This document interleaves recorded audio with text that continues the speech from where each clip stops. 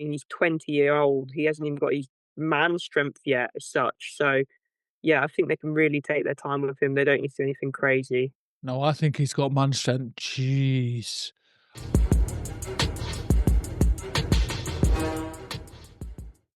Hi, and welcome to Shadowboxer. My name is Jacqui-Lee Pryce, and today's guest is both a British and Commonwealth champion, Emma Dolan. The real deal! How you doing? That's You know it. I'm good, thank you. How are you? Yeah, I'm really, really well.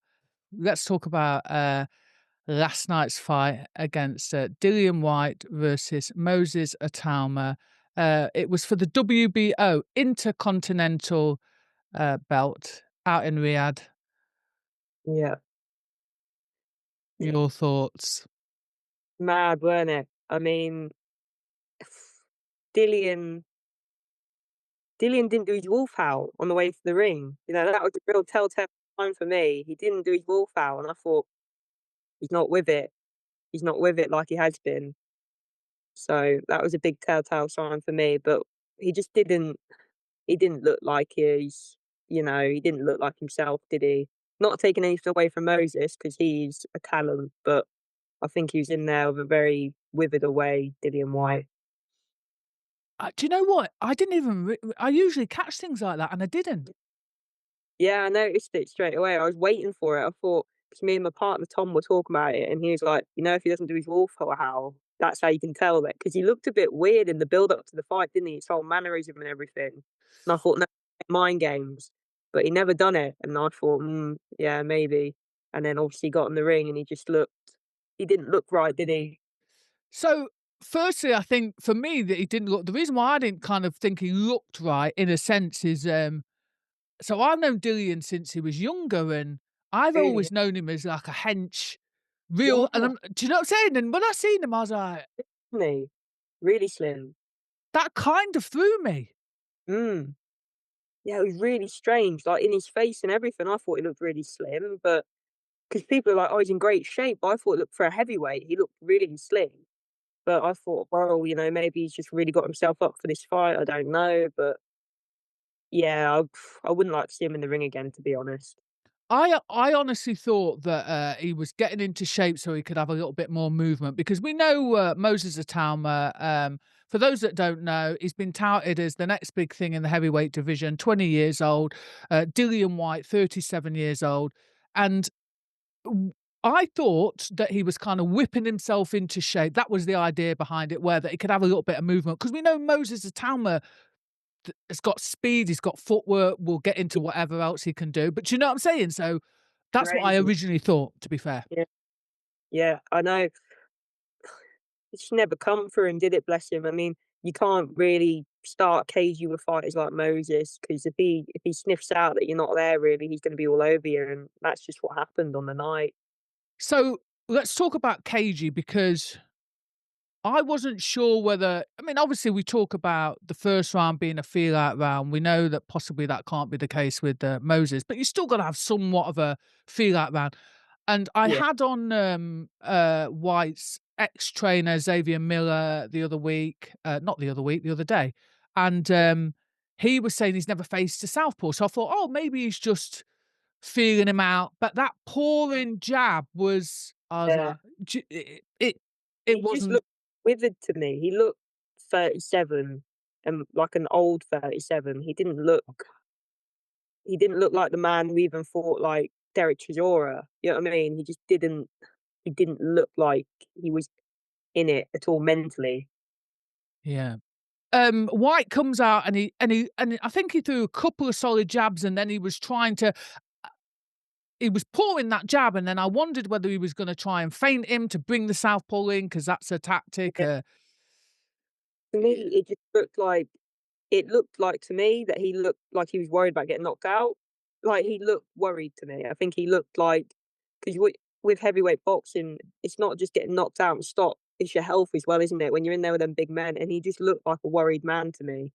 He looked like he was trying to have a go, but in his head, probably back of his head, he was thinking, "This kid's probably a really good talent. I don't really want to get really hurt by him."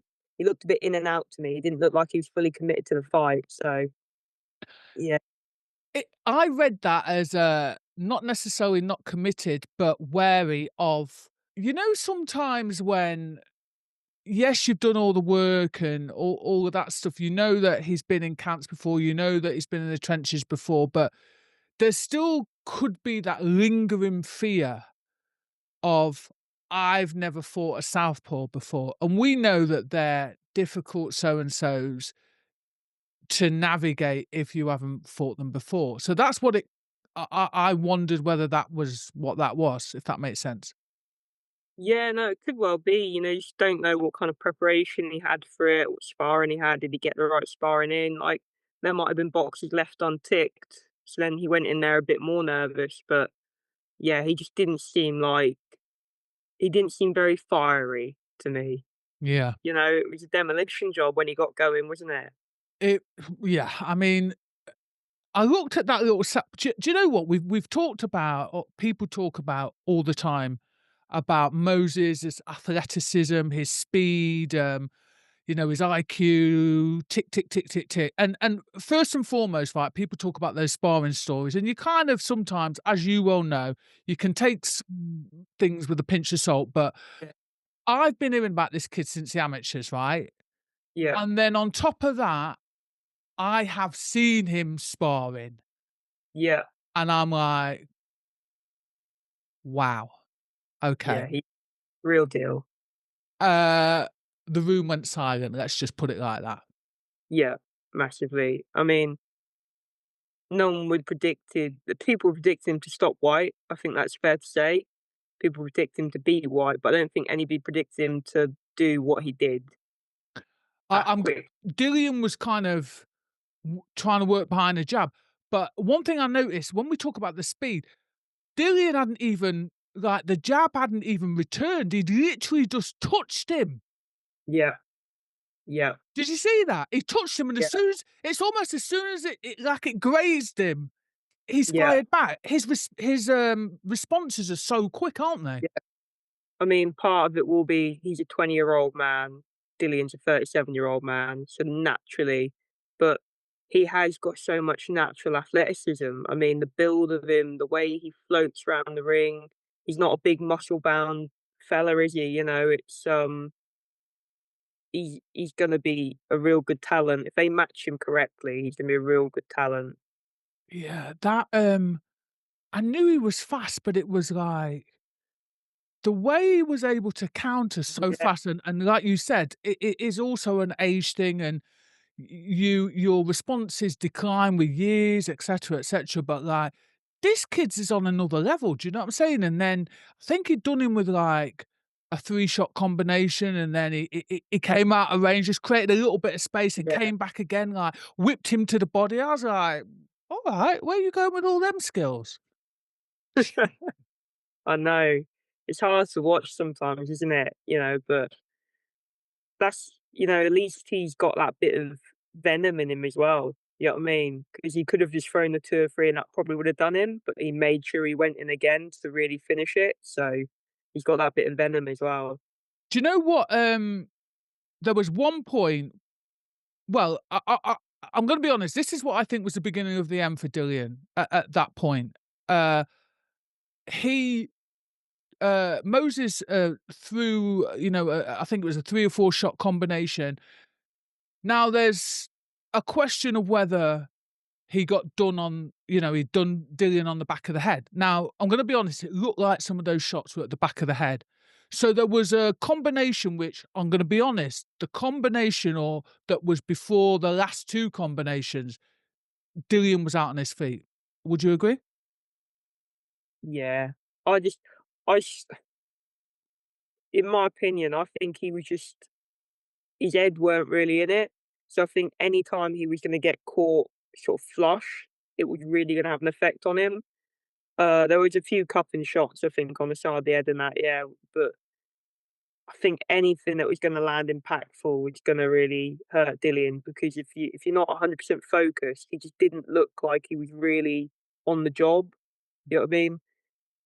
So I think that's gonna have a really big impact on you when you get caught with them kind of shots. Yeah, yeah, like, I would say, like, he came up with that low hand. Well, I was like, "Where are you going with that low hand?" But I get it, the crossover, but as Yeah, soon yeah, as like a crossover defence, I was looking at that, yeah, like that, yeah, like, Henry Armstrong, Joe Frazier kind of, yeah, yeah, yeah, yeah. yeah, But in that respect, you've got to, especially with that low lead hand, haven't you? You've got to kind of have to have quick responses because yeah, you need to get that hand back up. And it was so yeah, low at one point. I was like, oh, that's yeah, coming over the top. Listen, I can sit here and say X, Y, and Z. Do you know what I mean? It's easier said than done, yeah, isn't it? As you well know. Um, but yeah, it was those last. The last bit was it was difficult to watch. I'm not gonna lie. yeah, massively. In a way, like, reflecting on it, I was pleased that would happen rather than, like, a 6, 7 round beatdown, because at least you know what I mean? Like, although that was really hard to watch, it could have been the other way, and he could have just got beaten up for 6 7 rounds. At least he's okay, and he's healthy, and, he's alright in himself. Yeah, I agree with that. I think it could have been stopped earlier. However, I think he was out on his feet before that. However, I also understand the concept of it was a massive heavyweight fight. It's out in Riyadh. It's the you know they're the main event. But yeah, I think he was out on his feet. I tell you what was there was one little beautiful moment for me where and again it's just those little things where you go, this kid is proper real deal. You Yeah, know sometimes like you can because they talk about that he can f- like sense blood in the water and there was a point where he'd done him with a few shots and then he took that beautiful little step back just to have a look. He didn't yeah. get greedy. Did you see that? Yeah, his feet placement for a heavyweight, Oh, you're talking like Usyk and that, you know what I mean? Like, his feet movement is that good. It's on a level of, like, really high IQ. If you watch Moses' feet, he's always in position to punch. He's not falling over himself like some of the heavyweights are. He's not clumsy. He always creates space for him to throw the shots he needs to throw. So, yeah, I was really impressed with that. and like you said, he isn't clumsy because sometimes when you're big, do you know what I'm saying? Yeah, Like all your limbs can't like move in coordination. Do you know what I'm yeah. saying? But Emma, I was so impressed with the speed. With the pa, pa, pa, pa, and it was I was like, what? Yeah, So are you saying? I don't want to put words into your mouth. Are you saying that you kind of ahead of the fight? Did you kind of think, it's a step too far for White? Um, And then sort of or did you think it was a step too far in the beginning, or did not watching the fight change your perception of what the outcome I genuinely thought White was gonna give him a harder fight than he did. I thought Moses is good. I did think Moses would stop him, but I think it's been a lot later on after having some really good exchanges early on, and that's what I was hoping for as well, because I wanted to see a bit more of, Moses being pushed, but for me, Dillian just didn't show up. He just for whatever reason, if he's not got the hunger anymore, if he's not, I don't know if he was injured, there's rumors of that. He just didn't look like he has done in other fights, and I think that's why the stoppage was so devastating. I'd like to see Moses to move on now to fight like a Hrgovic or Joe Parker, someone who's a bit more live, and we can really see where Moses is at then. Okay, I'm glad you said that because here's the thing, right? When, listen, Usyk's been saying he's the next best thing in heavyweight boxing. Everyone's praising him. But the reality is, and this is no disrespect whatsoever. I've said this. I was upset, not upset, but I would have liked to have seen him and his brother stay in the amateurs longer because I love the amateurs. I know Yeah, how talented they are. I thought that they could clean up there and then come into the pro scene. However, they turned over. Now, yeah, I still say I want to enjoy that why is everyone in a rush? I want to yeah, enjoy the journey. Do you know what I'm yeah, saying? massively, massively. I mean, people just get too excited, don't they? It's the same when AJ was first coming through. He sort of swept people away, didn't he? With his knocking everyone out, and I think he was matched really well to the heavyweight title. and, you know, he was matched really well up into the Ruiz fight, really, and, you know, there's no reason at 20 years old, Moses can't be matched as well, you know what I mean? He needs little step ups, but he doesn't need to jump straight into undisputed fights at this age. Just needs to be matched accordingly and, you know, have little step ups along the way.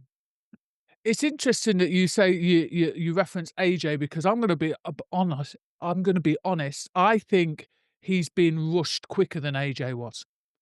Yeah, The way that everyone's talking, do you know what I mean? I'm like, yeah, yeah, definitely. I mean, AJ wouldn't have been fighting like the likes of like a Dillian Whyte that early on in his career. He was knocking out like Michael Sprott or, you know, men who'd been around for a long time, but equally had a very high loss ratio on their records.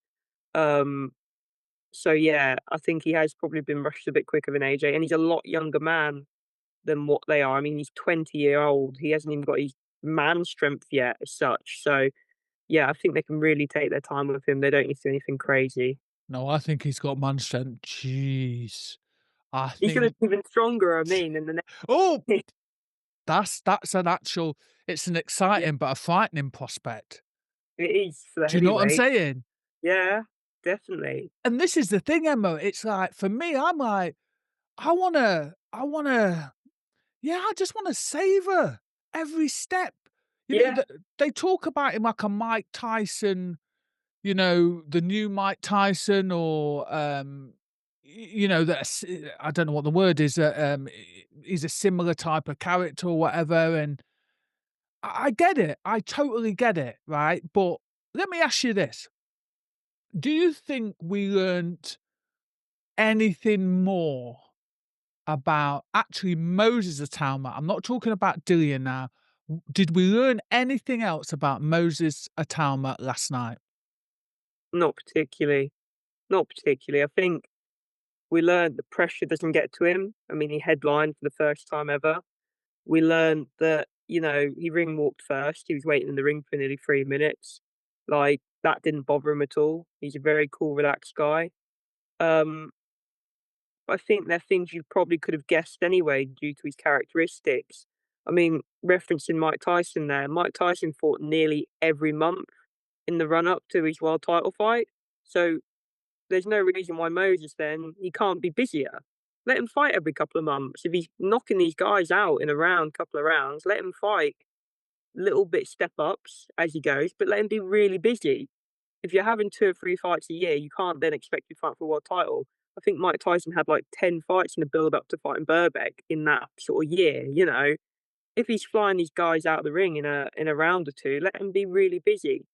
Keep it rolling through.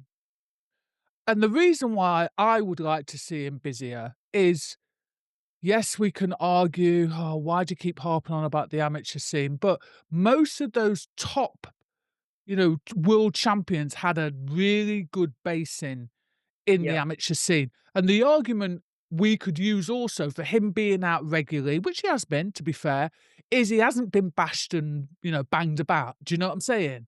yeah, yeah, So, and he's got all of that in the tank, the youth in the tank. I personally have to agree with you. I think, like, it's almost like he's had his toe in the water. And yes, like you say, I love the fact that you've alluded to the fact that, yes, he has a little bit of learning in terms of the circumstances and the big stage, but, yeah, yeah, I wanna see a little step. And here's the thing, probably gonna be difficult to match him now, even more yeah, difficult, but I'm with you. That long story short, I'm with you. I wanna see step. And you yeah, mentioned Hrgovic. yeah. Did you also mention Parker? Because some people are saying Parker as well. Yeah, I think Parker's a harder fight than Hrgovic. I think I do. Hrgovic a good step next, especially after watching his fight with Adelaide.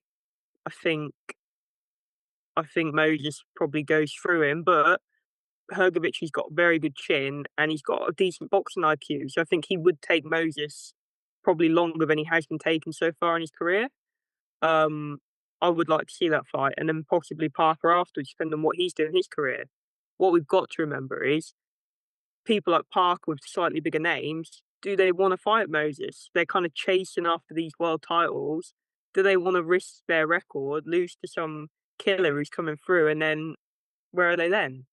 So, yeah, it's And very, very and to be fair, they've earned it. They've earned the space to go, "Do you know what? I am gonna" it's not about voiding or whatever. Like, if you're gonna get 20 mil to fight such and such or 30 mil or whatever, then why would you again, no disrespect, but it's almost like high risk, no reward the other way around. It's like, that don't make no sense. Do you know yeah, what I'm saying? massively. So, yeah, I'd like to see him just build and just grow as a fighter. Like you say, referencing the amateurs, I'm sure he doesn't wanna do, like, a 10-week camp to do a round of fighting, so there's no reason he couldn't fight in a few weeks' time, on an undercard of something, and fight again, you know what I mean? Make the camp worth it sort of thing, camps are hard. You don't wanna be doing a 10-week camp, do a round, then have a few weeks off, then have to go back into camp. See if he can get another fight in a few weeks' time, just to see if he can do something, you know what I mean? I Get a few rounds out. I agree with you because he was mentioning saying that it's, I train hard and make it look easy, blah, blah, blah, which again, like, that's how it should be, Yeah, train hard, fight easy. But I have to say again, Emma, that's a good, even if it was you don't want him to drop off and have a month's rest or whatever, that's what I especially at mean, yeah. this age. But there's, I just want to see, and again, it's not because I don't think he's talented. No, he's brilliant. He's brilliant. I just wanna see him pushed a little bit. I want to see him pushed a little bit. I want to see him Yeah. tested. I want to see like, and if that someone puts it on him and he just is like, you know what Exactly, I'm s- yeah. I think fighters today, because there's so much money involved, they're in a position where they don't fight as regularly. But if you look back to early 2000s, 90s, and then way before then, fighters were fighting, especially when they're coming through, they were fighting regularly because they needed to for the money, and they're fighting regularly to build themselves to that sort of position. So, I wouldn't mind, depending on how hungry he is and how often he wanted to fight, I wouldn't mind seeing him fight like every couple of months, especially at the minute when he's banging guys out in a round or two. Yeah. I mean, you said about, people fighting because they had to back in the day, and that would be someone's argument. But again, like I say, if we look back at the amateur thing, it's like he can afford to do that because he hasn't been banged around and, Yeah, taken too much wear and tear. And he spoke about after the fight, he spoke about 3 years ago that he'd won the European heavyweight title as an amateur. Look where yeah, I am 3 years' time, where will I be in 3 years' time? And I'm like, exactly. So yeah, I wanna just see that. yeah, progression, massively, massively. So I'm guessing we've kind of answered our own question, but I will ask, everybody is talking about him against Usyk. We know Usyk's only got one more fight left, and Turki Al-Sheikh is really pushing for Moses Itauma to fight Usyk. When you look online, though, the consensus is they want Parker. Moses said, "Listen, I get it. Parker and Agit Kabiel is ahead of me. They deserve it. They deserve their shot, but I'd like a go." Yeah. Nuts. But would you like to see the last fight of the legendary Alexander Usyk against Moses Itauma? I mean, they could sell it and it would be sold amazingly, wouldn't it? A 20-year-old boy against a 37-year-old man, the future and, the current, and they'd do a great production of it. I just think if you look at the experience of Usyk, all these amateur fights, his experience, his ring IQ, I think he'd be too much for Moses at the minute. I think he's a very intelligent man. I think he beat all our heavyweights twice over very comfortably. No one's really Twice. yeah, twice over. I just think Moses would benefit from a few more learning fights. I don't think that's a fight he'd win against Usyk. It's not really a fight he needs to take other than commercial value. It'd be a selling point. It'd be massive. I'd rather see him in the ring, Usyk in the ring with like a Parker or somebody like that, which I believe he beats him as well. But I just think it'd be a more structured competitive fight, and it gives Moses room to sort of grow. He's not that far behind, but I do think he needs like another couple of years just progressing. You talk about the commercial value. He says, and you kind of see it. I think almost he feels like it feels to me like he's surprised by all the because he's been boxing for years and it's kind of second nature. But I think he's almost quite surprised at how much focus is on him. And there Mm. was videos of cameras following him. Of course, they're going to follow him because everybody is. You know, when you get somebody that is threatening to be a generational great, everyone's like, "Do you know what I'm saying?" Like, Yeah, yeah, yeah, yeah. So I get it. But he also said, like, "I'm not somebody that really wants to be famous. I just wanna box, etcetera, etcetera." So taking his words and also thinking about the commercial value is already there. yeah, Do you know what I'm saying? yeah, massively, yeah, He's already we're already excited. So, again, I personally I'd watch the fight, obviously, but yeah. It's one of them, isn't it? You'd watch it, but it doesn't need to happen, does it? It'll be a question for 10 years down the line. Oh, what would have happened if they fought? You know, they've just missed each other a bit. I think. yeah. And what about Parker? Because you know yourself that this game isn't always fair. But listen, Parker, he's waited, he's put out videos, he's stayed positive. What would you like to see him against uh Alexander Usyk? Yeah, I'd love to see Parker against Usyk. I think he's really earned it. I think his improvements he made from like, you know, coming back from he's got like two careers really in my eye, you know, losing to like AJ and White and then coming through and like to where he is now, even to when he lost to sort of Joyce to the improvement he's made with Andy Lee and everything. I mean, it's like night and day, and I think he's really worked on his technical aspects, and he's a really nice guy, isn't he? He just comes across really lovely, so I'd love to see him get an opportunity against Usyk. Emma, we agree on everything because listen, Must be right then. yeah, it must be. Here's the thing. Look, I know the game isn't fair, but like there is a part of me, and don't get me wrong, I think Moses is an exceptional talent. And if the chips fell, you know, and Usyk had a few more fights, blah blah blah, then fair enough. But I honestly think Parker has been beyond patient. Yeah, um, I think he deserves his shot. I really do. And people talk about I get KBL, but still, you know, I wouldn't hate either of those fights. But for me personally, I think Joseph Parker has just gone above and beyond. He stayed ready. But more interesting for me is that pitting Andy Lee, because I like Andy Lee, to be fair. I'd like to see what he can bring out of yeah, Parker in a fight against Usyk. Do you know what I'm saying? yeah, yeah, massively. I think he's a really good trainer. I think every fighter he's worked with, he's improved considerably. So yeah, it'd be really interesting to see his IQ going into that fight. Yeah. Yeah, Emma, listen, it's been an absolute pleasure. It really has. They say that women don't know anything about boxing. Watch this interview. Yeah, thanks ever so much for giving me your time.